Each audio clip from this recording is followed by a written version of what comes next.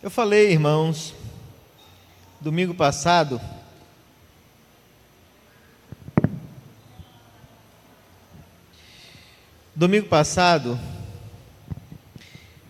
eu falei que o capítulo 7 de Marcos, do versículo 1 até o versículo 3, é uma só unidade. Diga-se, uma longa unidade, né? Por isso eu precisava dividi-la em duas partes.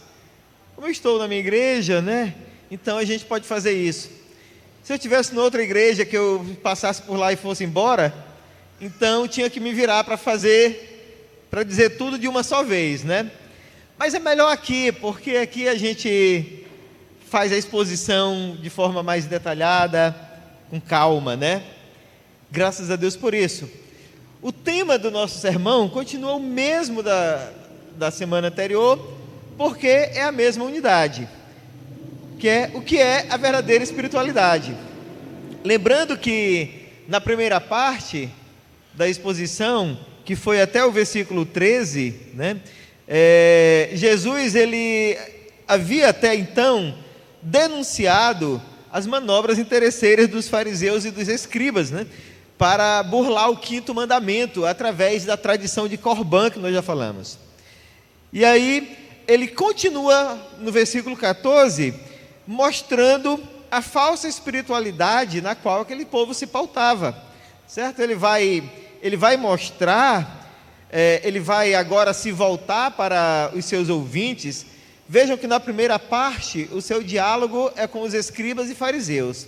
Nessa segunda parte, que começa no versículo 14, ele continua fazendo uma defesa da verdadeira espiritualidade, mas agora ele está falando já não mais para os escribas e fariseus, que talvez tenham continuado ouvindo, mas ele está agora se direcionando para as pessoas que estavam ali, né? Então, primeiro ele responde a esse grupo de religiosos que questionavam o fato dos seus discípulos não lavarem a mão, e agora ele se volta para as pessoas que o ouviam, para os seus seguidores, para lhe ensinar o que de fato era a verdadeira espiritualidade. E por que Jesus se interessa em ensinar isso àquelas pessoas?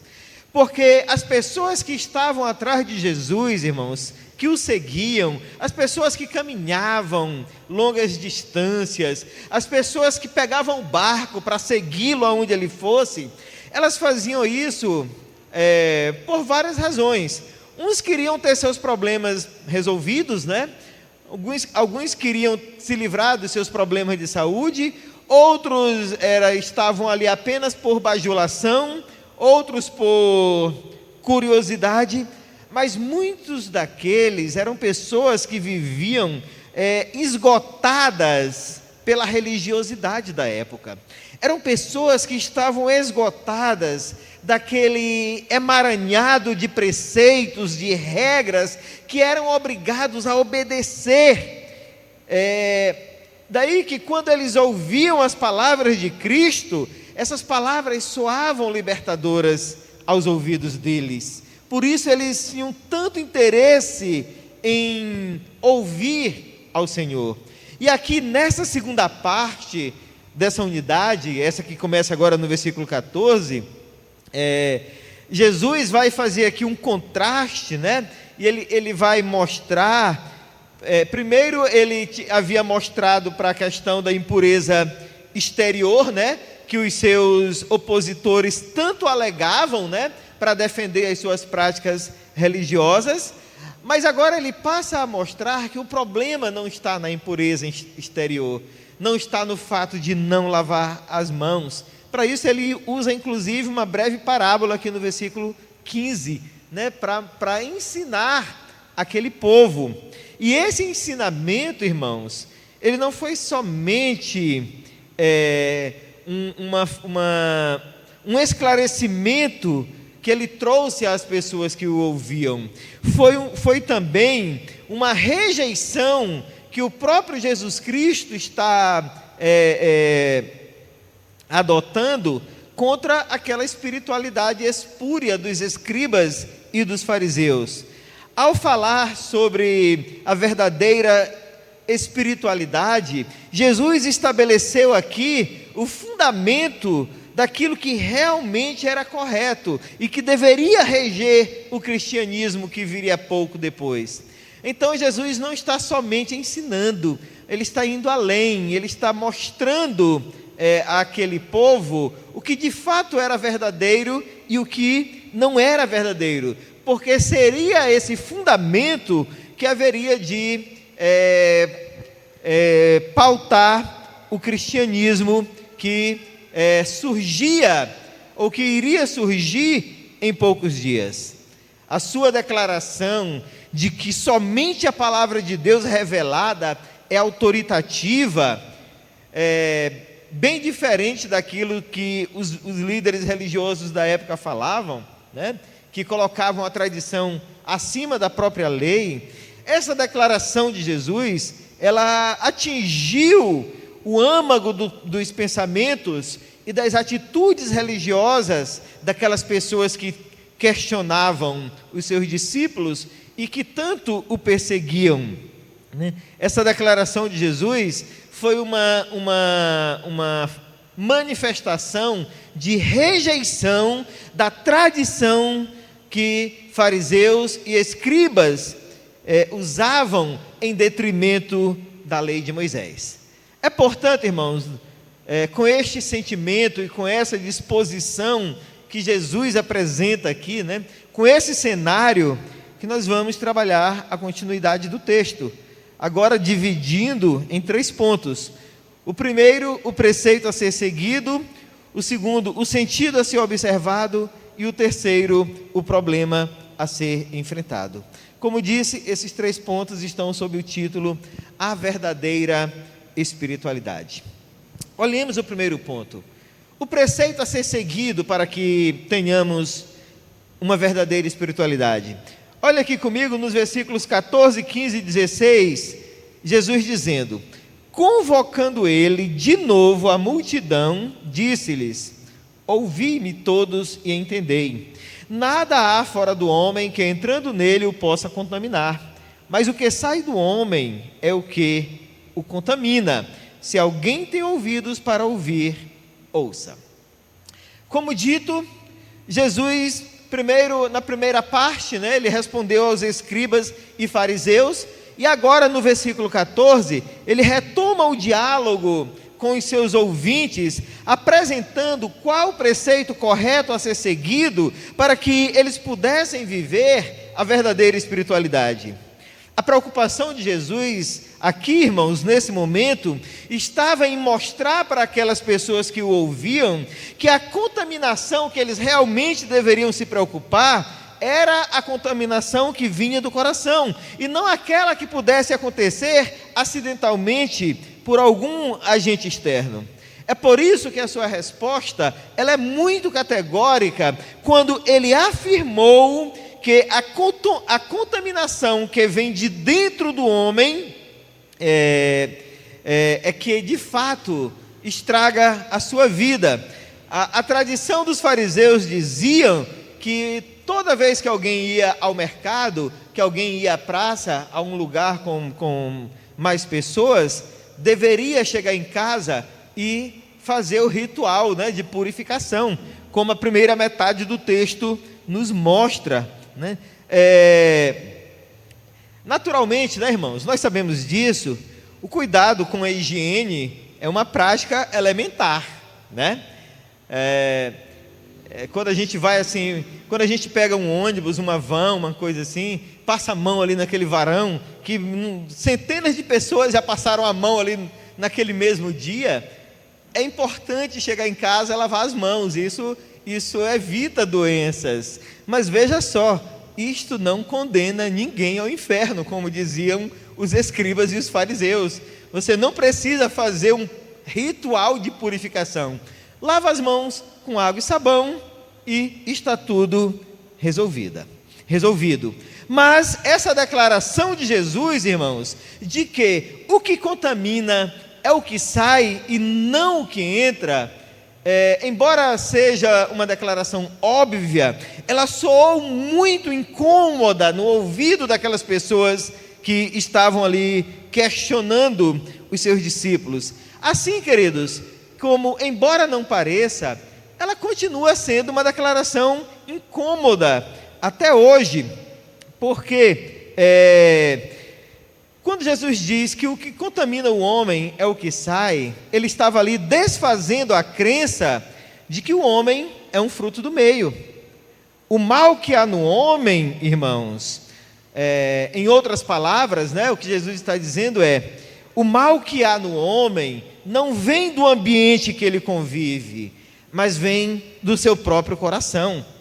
O meio, ele pode estimular a prática dos intentos perversos que há no coração do homem, mas esses intentos, eles já existem no coração de cada pessoa. Teólogos humanistas, intelectuais, filósofos, e hoje é um pensamento muito comum, gostam de defender que o homem é resultado das experiências do meio no qual ele vive. Lá no final do século IV, um bispo bretão chamado Pelágio dizia exatamente isso. E esse pensamento, ele sempre esteve presente no meio da sociedade.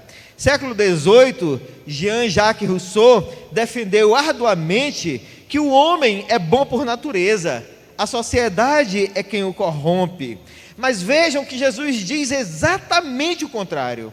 O homem é corrompido por natureza e a maldade é inerente à sua existência.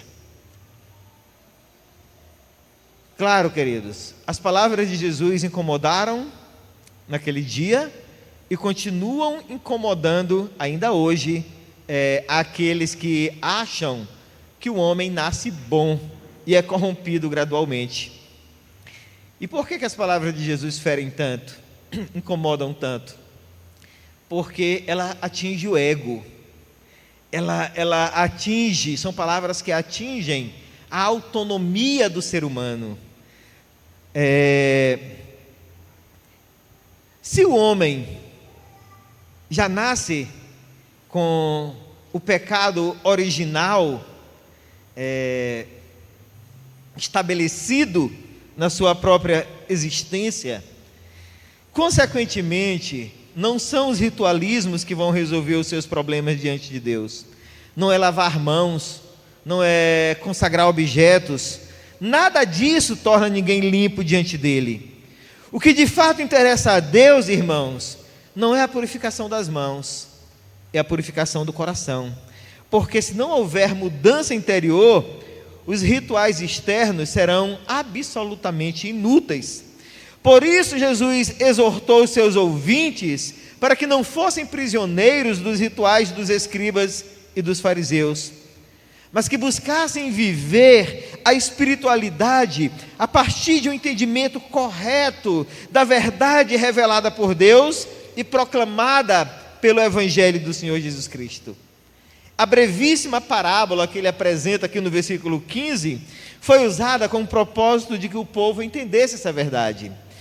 Vejam bem, versículo 15: nada há fora do homem que entrando nele o possa contaminar, mas o que sai do homem, o que sai do homem, isto é o que o contamina. Ao dizer isso, irmãos, que o que contamina não é o que entra, mas o que sai da boca, e aqui, claro, nós estamos falando de uma contaminação espiritual, Jesus está estabelecendo o preceito que os seus ouvintes deveriam seguir, um preceito que conduz para a liberdade, para a pureza de espírito, e não para a obediência a regulamentos e tradições caducas, como queriam os escribas e fariseus. Regulamentos e tradições que não levavam a lugar nenhum, e tão pouco eram capazes de transformar a vida de ninguém. Cobranças para que se cumpra rituais e tradicionalismos nunca foram suficientes para conduzir alguém para mais perto de Deus. Por isso, irmãos, vejam, é importante perceber que a resposta de Jesus e o seu ensinamento aos seus ouvintes está focada, está enfatizando a necessidade que eles tinham tanto de ouvir quanto de compreender a mensagem que eles estavam recebendo. A preocupação e o esforço de Jesus aqui era livrar aquelas pessoas dos erros que os seus líderes religiosos estavam cometendo. Diga-se, líderes que continuamente perseguiam Jesus e os seus discípulos, né? E não somente isso, mas líderes que aprisionavam o povo. Aquelas pessoas que ouviam Jesus, irmãos, eram pessoas simples como nós. Por isso elas precisavam de instrução e não de fardos. Eles precisavam de liberdade e não de um peso de uma tradição caduca sobre eles. Portanto, aqui dos versículos 14 a 16, Jesus está mostrando o preceito que eles deveriam seguir para que pudessem viver uma verdadeira espiritualidade, a fim de que não fossem sufocados pelas tradições e pelos costumes religiosos que há muito haviam caducado. O nosso segundo ponto, irmãos, é o sentido a ser observado para que tenhamos e desfrutemos de uma verdadeira espiritualidade. Olha aqui comigo nos versículos 17 a 20, como Jesus continua dizendo: quando entrou em casa, deixando a multidão, os seus discípulos o interrogaram acerca da parábola.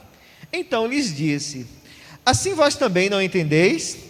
Não compreendeis que tudo que de fora entra no homem não pode contaminar, porque não lhe entra no coração, mas no ventre e sai para o lugar escuso? E assim considerou ele puros todos os alimentos, e dizia: o que sai do homem, isso é o que o contamina. Bom, nós recapitulando aqui, Jesus começa respondendo aos escribas e fariseus, depois ele ensina a multidão, e agora já no terceiro momento, ele vai para casa. Isto aqui possivelmente é na cidade de Cafarnaum, e agora ele vai ter uma conversa mais íntima com os seus discípulos, para lhes explicar o sentido correto dessa parábolazinha que ele usou no versículo 15. E a sua primeira providência, quando está sozinho com esses discípulos, foi dizer para eles e inculcar na mente deles que a verdadeira pureza tem a ver com o coração e não com o estômago, como diziam os demais. Vejam que, ao dizer que todos os alimentos são puros diante de Deus, o que Jesus está fazendo, irmãos, é livrar o povo de uma paranoia religiosa a que eles estavam submetidos. Pode isso, não pode aquilo, pode comer isso, não pode comer tal coisa, pode comer tal dia, não pode comer tal dia, tal coisa só pode comer se for assim, outra só pode comer se for de outro jeito. Imaginem a paranoia que aquele povo estava submetido, com aquela infinidade de regras e de proibições que deveriam ser observadas em todos os aspectos da vida. Eu falei aqui semana passada, os escribas multiplicaram a lei de Moisés em 613 leis, 365 com aspecto negativo, relacionada cada uma para cada dia do ano, e 248 com aspecto positivo, relacionada, segundo eles, a cada parte do corpo humano. Imagine ter que seguir tudo isso, além de todos os apêndices que cada uma dessas leis trazia. Era uma verdadeira paranoia. Ser um religioso, ou sentir-se seguro, diante de Deus, era algo extremamente escravizante. Então Jesus, nesse diálogo, irmãos, ele apresenta uma liberdade que era até então desconhecida, mas que era fundamental para que aquele povo pudesse de fato entender o que significa viver para Deus. Finalmente Jesus está Jesus está dizendo para aquele povo, né, finalmente eles estão ouvindo alguém dizer que a vida com Deus não se dá pela observância de preceitos, de regras, de costumes, de tradições, de coisas desse tipo, né? Inclusive é válido dizer, a tradição ela tem um aspecto muito positivo, quando ela preserva o que é bom, o que é correto, né? Quando preserva a história, os bons costumes. Mas isto, queridos, é uma parte menor da tradição, porque a parte maior costuma virar tradicionalismo e enfardo sobre aqueles que tentam segui-la. Jesus mostrou aos seus discípulos, assim, de uma forma bem vívida, né, que o alimento cumpre o seu papel de nutrir o corpo, depois é processado naturalmente. Enquanto o pecado, ele é diferente, ele faz morada no coração do homem. O alimento que os fariseus tanto diziam que eram impuros, e alguns grupos religiosos ainda dizem até hoje, ele entra e sai. O pecado não, ele permanece, e ele se instala no coração, ele influencia nos costumes, ele influencia nas atitudes, na fala, razão pela qual aquele velho ditado faz sentido: a boca fala do que o coração está cheio, porque o pecado está lá, presente, guardado no coração. E o coração não regenerado pelo Espírito Santo, irmãos, é a fonte dos sentimentos corrompidos.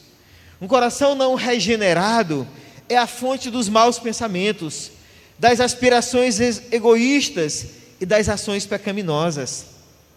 Vejam, Jesus não nutria uma falsa expectativa sobre o homem natural, como costumam fazer teólogos liberais e os pensadores humanistas da atualidade, quando dizem: esse menino virou marginal por culpa da sociedade.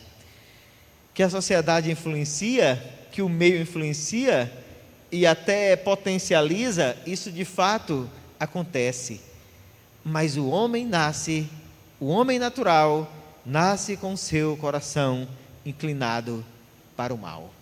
Ele não precisa de mais nada para pecar.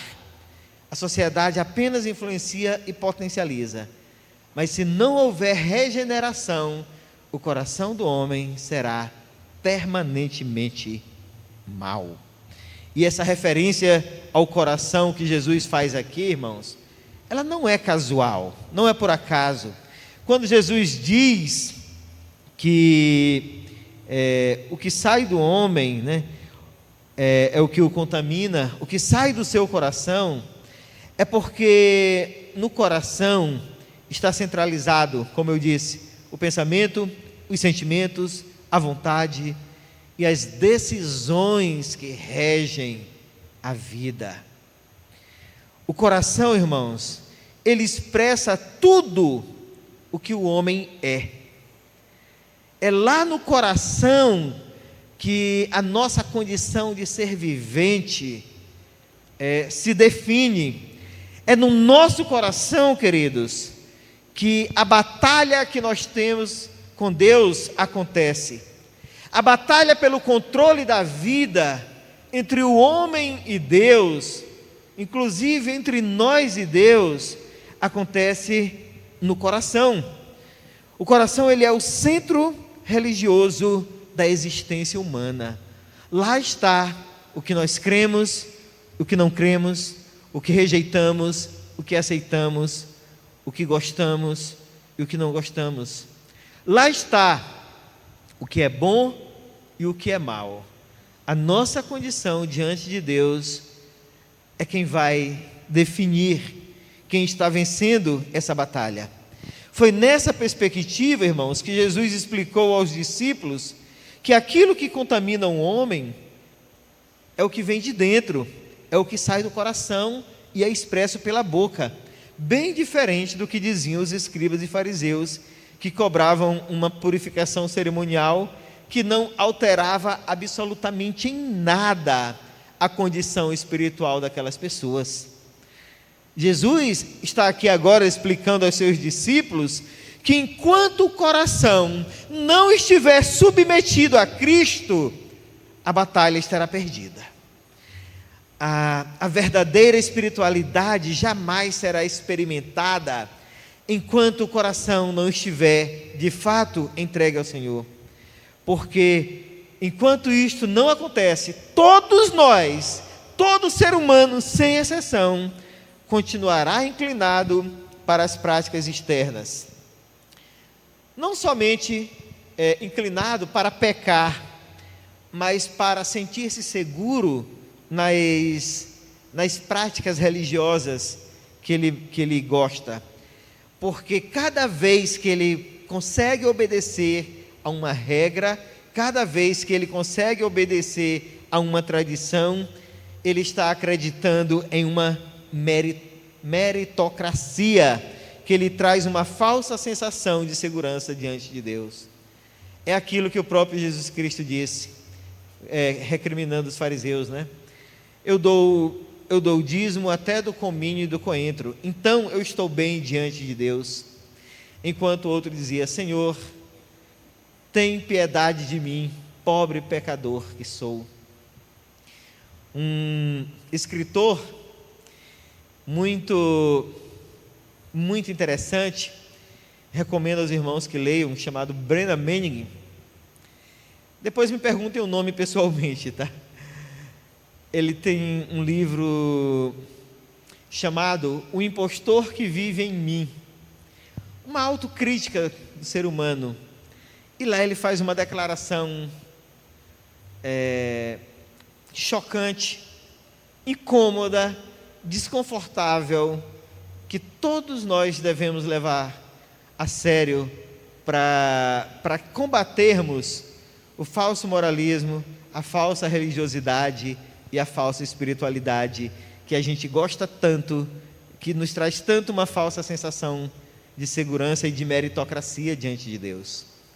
Ele diz que Deus está mais perto da prostituta que sabe que é pecadora do que do religioso que pensa que é santo. Isso de fato é desconfortável, mas é muito verdadeiro, irmãos. Vejam só como Marcos, ele conclui aqui o versículo 19, dizendo o seguinte: e assim considerou ele puros todos os alimentos. Essa conclusão aqui de Marcos, irmãos, é interessante, porque segundo a tradição, segundo a história, quem narrou as histórias de Jesus para Marcos escrever foi o apóstolo Pedro, né? E o apóstolo Pedro, ele faz isso já no final da sua vida, e ele tinha visto tanto Jesus ensinando a respeito disso, como o próprio Pedro, lá na cidade de Jope, no capítulo 10 do livro de Atos, ele tem aquela visão em que um lençol desce do céu cheio de animais impuros para o judeu, e uma voz dizia: come de todos eles. Pedro, certamente, como um bom judeu que era, ficou chocado com essa ordem, mas agora, já no final da vida, a sua conclusão, agora que ele está contando a história de Jesus Cristo para Marcos escrever, a sua conclusão é fabulosa quando ele diz que Cristo considerou todos os alimentos puros, mostrando, reforçando a ideia que de fato não é o que entra, o que contamina o homem, que atrapalha a sua espiritualidade, mas aquilo que sai. Aqui neste texto do Evangelho, Jesus está nos ensinando, finalmente, irmãos, a mesma coisa que ele ensinou aos seus discípulos. Ele mostra que a impureza da vida não vem daquilo que o homem ingere, mas vem de um coração corrompido.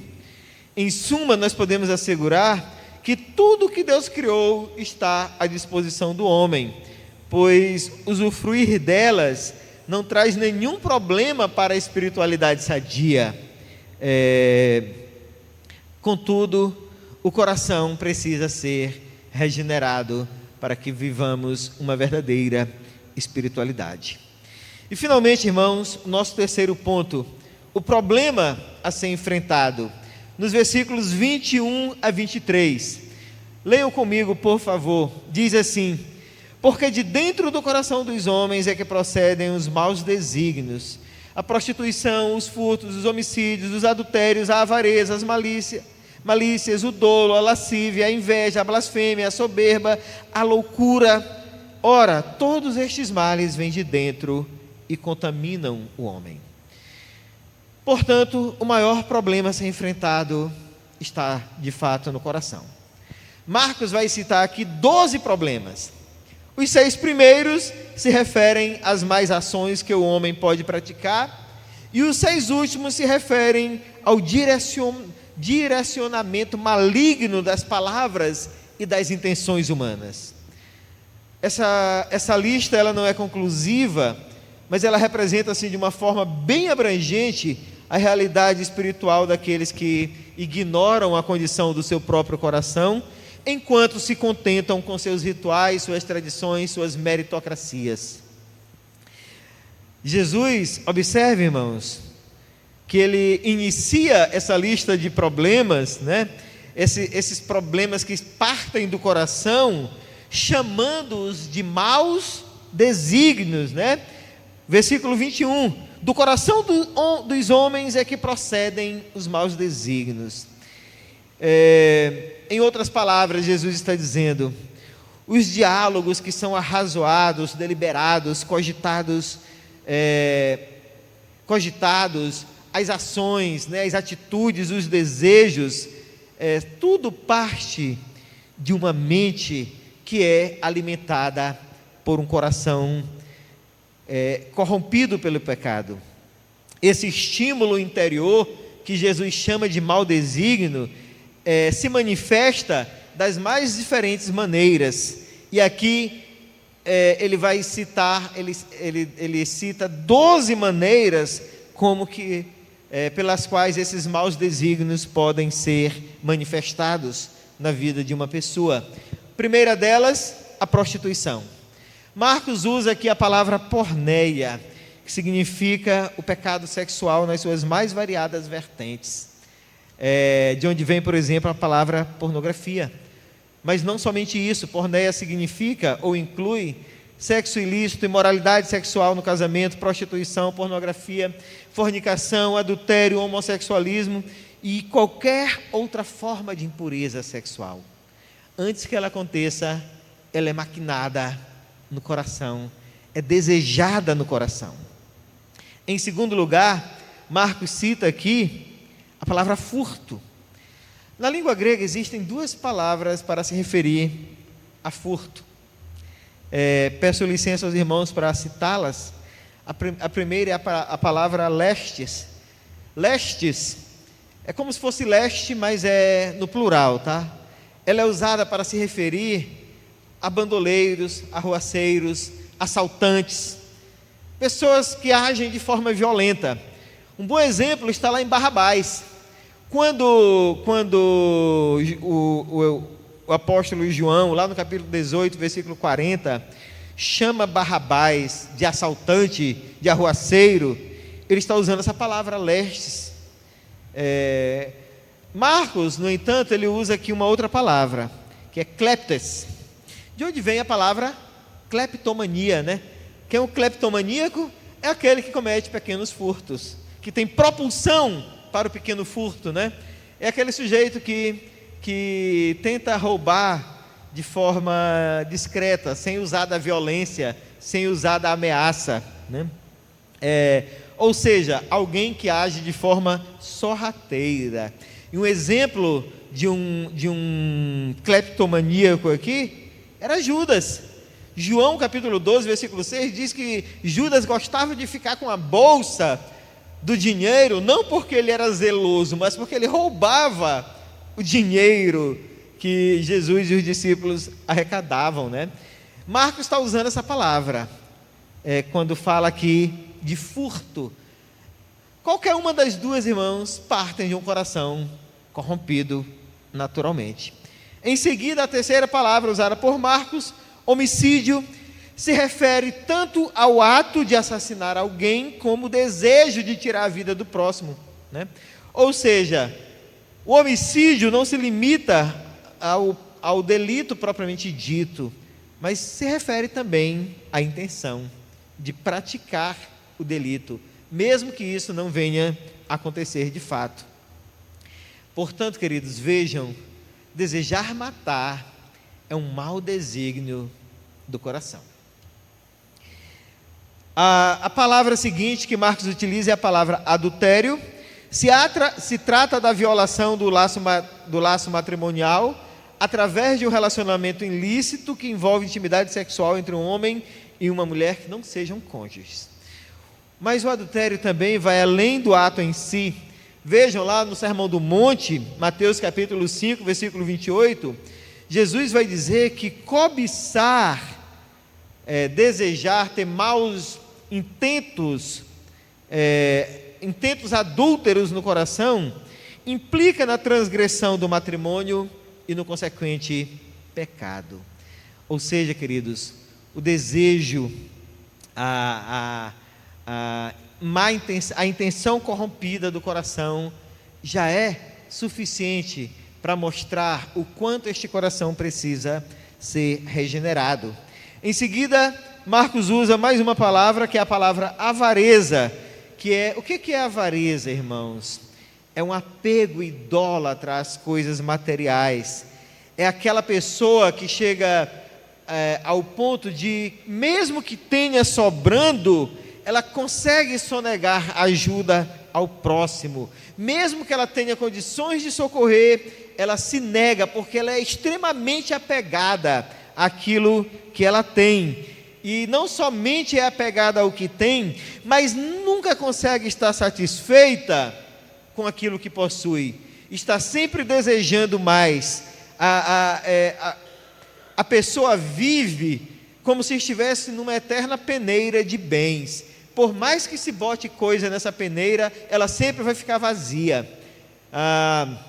Por mais que a sua peneira possa ser cheia de bens, mas à medida que ela vai vivendo, é como se aquilo fosse escoando de suas mãos. Ela pode estar numa montanha de bens, mas o seu coração está sempre desejando mais, ela está sempre sonegando ajuda, porque a sua segurança está somente naquilo que ela possa apalpar. Esse é o avarento, é aquela pessoa mesquinha, ávida por possuir, por acumular cada vez mais bens. Marcos também fala da malícia. A palavra malícia, irmãos, é um termo assim, um tanto difícil de ser definido. Algumas versões da Bíblia trazem usam a palavra maldade. Por quê? Porque a malícia, a maldade, é algo que envolve todos os maus desígnios mencionados aqui nessa lista. Outros como depravação, iniquidade, dor, tudo isso entra na categoria de malícia. Por isso que é um termo assim, bem abrangente. Lembrando, queridos, tudo isso vem de um coração não regenerado, de um coração meramente religioso, né? Que se sente seguro apenas com os seus costumes e que desconhecem a regeneração do Espírito Santo. Mais uma palavra, a palavra dolo. Dolo é a artimanha de enganar o próximo, é o falso testemunho, é ser astucioso com o outro, é jogar uma isca de forma traiçoeira, com a intenção de usar de trapaça, de fazer o mal, de prejudicar, de trair, e em muitos casos com a intenção inclusive de matar o próximo. É uma atitude planejada. Quando nós falamos de crime doloso, por exemplo, né, o agravante é muito maior, porque a pessoa maquinou para matar o outro. O dolo, queridos, é algo extremamente comum, porque ele não se limita apenas à morte, ao crime, mas ele também está presente toda vez que se usa de trapaça, de falso testemunho, de uma astúcia maliciosa contra o próximo. Marcos também vai falar da palavra lascívia. Lascívia é o impulso pecaminoso da luxúria e da licenciosidade. Revela uma falta de controle sobre os desejos, leva a pessoa a manifestar os seus impulsos mais perversos possíveis. Vejam bem, Jesus está falando aqui para pessoas religiosas. Ele não está falando para um grupo de rebeldes, de imorais, nada desse tipo. Ele está dizendo: olha, toda pessoa precisa se vigiar contra essas coisas. Todo aquele que se sente seguro na sua própria religiosidade, nos seus próprios costumes, tem que se vigiar contra essas coisas, porque um coração não regenerado, por mais religioso que ele seja, ele está sujeito a qualquer uma dessas práticas aqui. Ele fala ainda, irmãos, estamos chegando no final, de inveja, né? A inveja é um dos vícios mais destrutivos que a alma humana possa ter. A palavra inveja, queridos, significa algo do tipo, é como se fosse uma podridão dos ossos, olhar contra. A tradução melhor para a inveja é olhar contra, é aquela ideia de olhar com má vontade para o que o outro faz, para aquilo que o outro tem, é aquele desejo de que o outro se dê mal, é aquele desejo de que o outro perca tudo aquilo que ele tem. Marcos usa no sentido de alguém, é interessante, irmãos, a expressão que Marcos usa aqui é alguém que está olhando com um olhar sinistro para o outro, que vê com desprazer aquilo que a pessoa tem. Olhem como se trata de algo realmente destrutivo, maléfico, de um mau desígnio do coração. Ele fala também de blasfêmia, que se refere à difamação do caráter do outro, né? É o xingamento, a calúnia, a linguagem desdenhosa. A blasfêmia é o uso de palavras insolentes faladas principalmente de forma covarde pelas costas. A blasfêmia, ela não acontece apenas contra o Espírito Santo, ela acontece contra o próximo também, e por isso deve ser um motivo de domínio próprio, de cuidado, de autodisciplina, para que não se caia neste pecado. Ele ainda fala, queridos, da soberba, que é a tendência maligna de se imaginar melhor do que o outro, é a tendência maligna de se achar mais merecedor e maior que os demais. Aqui na nossa língua nós usamos uma palavra equivalente, né? Que é a arrogância, aquela prática de tratar o outro com desprezo, né? O sujeito não é nada, mas se ele conseguir crescer um pouquinho, ele já manifesta a sua arrogância. E a última palavra utilizada por Marcos é a palavra loucura. Ele encerra o versículo 22 usando a palavra loucura, que assim como malícia, resume todas essas palavras aqui. A loucura é aquilo que se refere àquele que se deixa dominar pelos intentos do seu próprio coração. Aquele que age segundo o seu coração, age de forma louca. Sabe aquele conselho que os artistas gostam de dizer? Segue teu coração, né? Ouve a voz do teu coração. Seguir o coração, irmãos, é pegar uma estrada que vai dar direto no inferno. Pode ter certeza disso. Porque um coração não regenerado, ele é carregado de maus desígnios.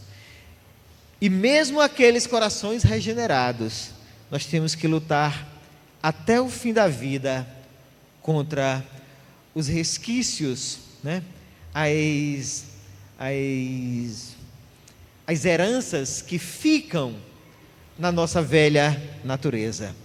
Diante dessa descrição sobre o coração do homem, irmãos, é fácil entender por que as coisas que saem de dentro são as coisas que trazem problema para a nossa vida. E finalmente, caminhando aqui para a aplicação, olhando para as asseverações que o evangelista Marcos traz, nós podemos entender que é mais fácil ter as mãos limpas do que um coração limpo. Mas graças a Deus, queridos, há remédio para que a nossa vida, o nosso coração possa ser purificado diante de Deus. Há remédio e nós devemos buscá-lo, porque é impossível ter um coração puro sem a graça purificadora de Deus. Mas para isso, para que nós tenhamos acesso a esse remédio, é indispensável que conheçamos a verdade do Evangelho, porque quando conhecemos essa verdade, ela trabalha em nós de dentro para fora, provendo o que é necessário para que nos livremos dessa impureza que tanto nos assola. Quando conhecemos a verdade do Evangelho, irmãos, nós nos livramos daquilo que Tiago fala, nós nos desvencilhamos do acúmulo da maldade, como Tiago disse lá no capítulo 1, no versículo 21. Portanto, queridos, essa é uma luta que nós temos que carregar, que nós temos que enfrentar continuamente. Nós que conhecemos a verdade, precisamos ter consciência de que temos que lutar. Certamente que Cristo nos regenerou, certamente que fomos purificados pelo sangue de Cristo, mas ainda vivemos submetidos às condições da velha natureza. Por isso, na hora da batalha, na hora da luta, na hora em que esses maus desígnios subirem ou tentarem se manifestar, tentarem se libertar lá dos porões da nossa alma, lá daqueles recônditos que jamais devem ser abertos, é hora de nós falarmos como Davi, lá no Salmo 51:10. Cria em mim, ó Deus, um coração puro e renova dentro de mim um espírito inabalável.